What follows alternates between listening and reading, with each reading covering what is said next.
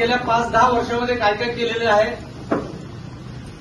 मी तरी म्हणे वंदे भारत महाराष्ट्रात पहिल्यांदा सोलापूरला भेटलेलं आहे. सोलापूरचा 7 रस्ता हे पॉप्युलर आहे.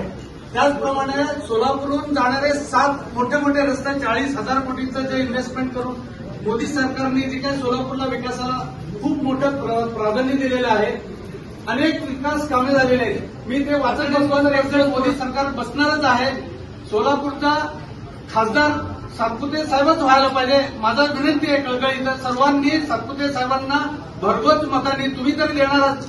प्रत्येक फॅमिलीचे मेंबर तुम्ही तुमचा रिलेटिव्ह असतील, बंधू असतील, भगिनी असतील त्यांना त्यांचा बहुमूल्य मत भाजपाला, मोदी साहेबांना, सातपुते साहेबांना देऊन भरघोस मतांनी निवडून द्यावं हे कळकळीचं विनंती करतो. धन्यवाद. भेटायला मी आलोय. मी फार्मा आणि केमिस्ट असोसिएशनचे धन्यवाद देतो की आज आपल्याशी संवाद साधण्याची आम्हाला संधी दिली.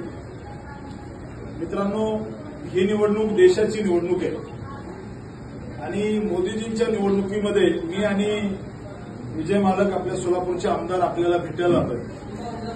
प्रामुख्यानं या निवडणुकीमध्ये मोदींनी मागच्या 10 वर्षात जो देशामध्ये बदल घडवला त्या मुद्द्यावरती आपण ही निवडणूक लढवायला तुमच्याकडे आम्ही आलेलो आहे. सोलापूरमध्ये आता सांगितल्याप्रमाणे वंदे भारत ट्रेन सोलापूरमध्ये सुरू झाली.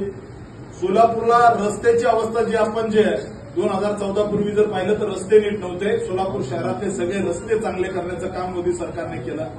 सोलापूरमध्ये 2 लाख घरामध्ये उज्ज्वला गॅस योजना दिली.